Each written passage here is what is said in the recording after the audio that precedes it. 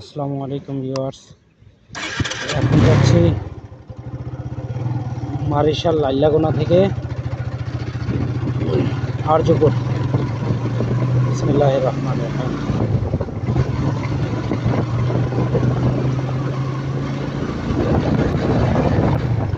এই পথটা 5 কিলোমিটার। প্রথম রাস্তার কিছু অংশ বাঙালি পাড়ায় আর কিছু অংশ চাকমা পাড়ায়, তারপরে সীমান্ত সড়ক। চাষ হচ্ছে, জমি চাষ হচ্ছে এখানে ধানের চাষ হয় দুই পাশে। আর বর্ষাকালে এই জায়গাগুলি পানিতে ডুবে থাকে। এইখানে নৌকা চলাচল করে, মানে প্রত্যেক বর্ষর অনেক বন্যা হয়। এই এলাকায় অনেক বন্যা হয়, বন্যায় অনেক ক্ষয়ক্ষতি হয়। আবার কিছু এলাকা আছে বন্যার কারণে অনেক উপকৃতও হয়। যেমন এই জমিগুলির উর্বরতা অনেক বেড়ে যায় এই বন্যার কারণে। বিশেষ করে এই পাশের যে এলাকাগুলো আছে এগুলাতে যখন বর্ষা হয় গরু ছাগলের জন্য খুবই কষ্টকর হয়ে যায়। ওরা আবার গরু এই এলাকাগুলোতে গরু পালে, ওদেরকে জন্য এই ধানের খড়ই শুধু একমাত্র অবলম্বন থাকে।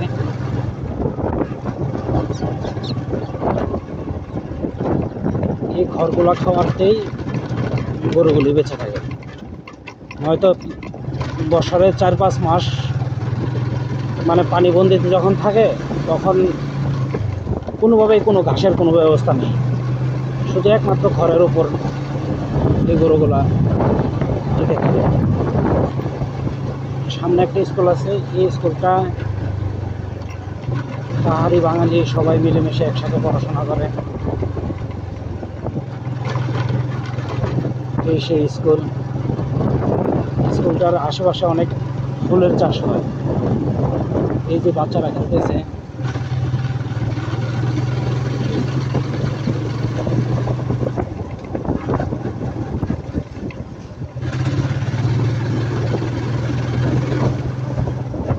এই ব্রিজটাতে প্রচুর মাছ ধরা হয়।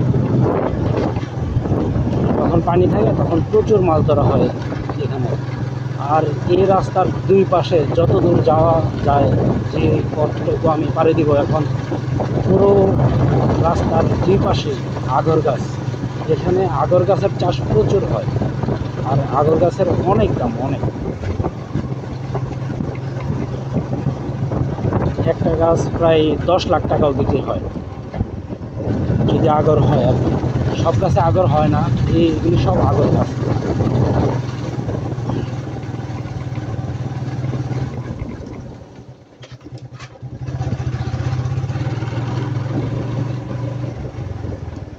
এটা একটা স্কুল।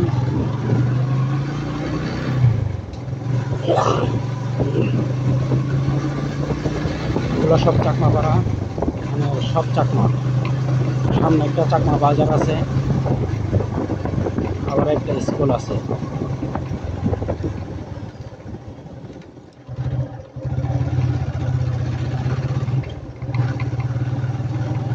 এই মাঠে সবসময় খেলাধুলো হয়। এটা উচ্চ বিদ্যালয়, বাগাইছড়ি উচ্চ বিদ্যালয়। এটা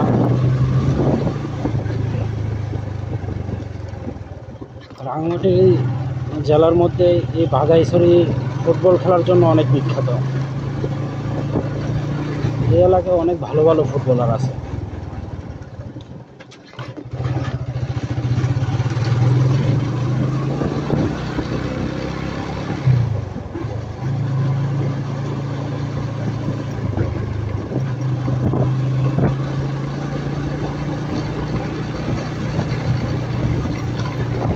আমি মূলত যাব মাঝিপাড়া আর্মি ক্যাম্প। সেই ক্যাম্পের ভিডিওগুলো একসাথে দেবো না, কারণ অনেক লং জার্নি, তো স্তরে স্তরে দেবো এটা ভাবছি। এই কিলোমিটারের অংশটা ছিল আবার নতুন করে করছি।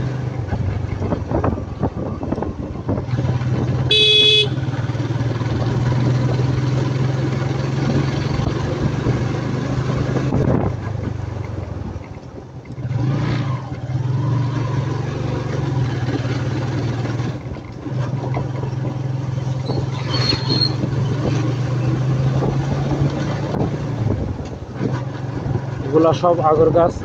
আগর গাছে যখন আগর ধরে তখন ব্রেক মারা হয়, পুরো গাছে অসংখ্য ব্রেক মারা হয়। কেন মারা হয় আমি জানি না, বাট আমি দেখছি অনেক ব্রেক মারতে। আর যখন এটা কেটে বিক্রি হয় তখন সবাই মানে দাম ওঠে, কে কত দিয়ে নেবে।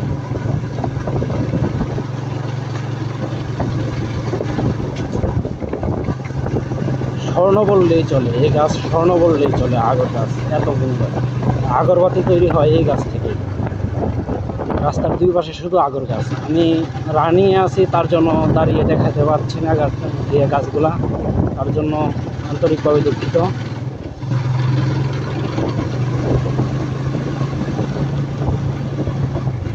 আর 2 কিলো যাব, তারপর থেকে সীমান্ত সড়ক। আর সীমান্ত সড়কে যখন যাব তখন ওই জায়গার ভিউটা মাশাআল্লাহ এত নাইস, এত সুন্দর, মানে সাজেকের দ্বিতীয় সাজেক হবে, সাজেকের থেকে উন্নত হবে যখন সব কমপ্লিট হয়ে যাবে। ওইখানে পর্যটন কেন্দ্র হয়ে যাবে, হোটেল রেস্তোরাঁ হবে, তখন খুবই মানে যাতায়াত করবে। এখনও মানুষ যাতায়াত করে, বাট রাত্রি যাপন করার মতো কোনো ওয়ে নাই। ধীরে ধীরে হয়ে যাবে, আমরা সেই কাজটাই করতেছি। আমরা ওইখানে পর্যটক কেন্দ্র বানানোর জন্যই প্রচেষ্টা চালাচ্ছি। বাকিটা আল্লাহর উপর, দেখা যাক কি হয়। সেগুন গাছ এটা। এই আম গাছটার অনেক বয়স হয়েছে। এই আম গাছটা অনেক বয়স হয়েছে, অনেক অনেক বলে বোঝানো যাবে না কত বয়স হয়েছে। মাঝিপাড়া আর্মি ক্যাম্পে যারা আছে তারা ওইখানে খাবার পানির কোনো ব্যবস্থা নেই। তো এইখানে যে রাস্তাটা আমি দেখাবো, এই যে এই রাস্তাটা দিয়ে সামনে গেলে কিছু এক জায়গায় পানি পাওয়া যায়, মানে এত ভালো পানি, মানে কোনো প্রকার আয়রন আর্সেনিক নেই, খুব সুস্বাদু একটা পানি। এই পানি এখান থেকেই প্রত্যেক দিন গাড়ি করে পানি নিয়ে যাওয়া হয় আমাদের ক্যাম্পে। আমরা সেই পানি খাবার খাই, সেই পানি আমরা ইউজ করি ওইখানে শুধু। আর নদীর পানি দিয়ে আমরা আমাদের জন্য ওইটাও পানির গাড়িতে করে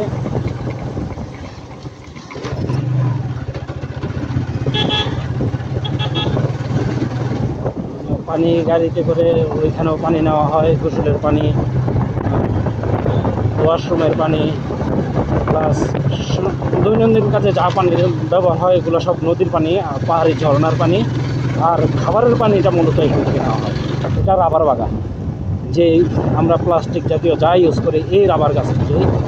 এই যে এটাই রাবার বাগান, সামনে আরও আছে রাবার বাগান। এটা একটা বৌদ্ধ মন্দির সামনে, অনেক নাইস গেটটা। আর এখানে একটা বট গাছ আছে।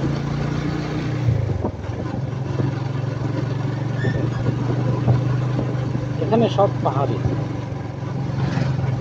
এদিকে যত দূর যাব শুধু পাহাড়ি, কোনো বাঙালির এখানে বসবাস নেই।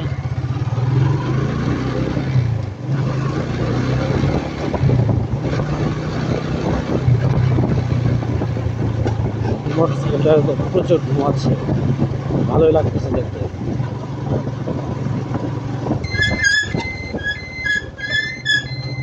সীমান্ত সড়ক চলে আসছি। কি মারিসে গেছিলি, কি কারণে? যাত্রী নিয়ে?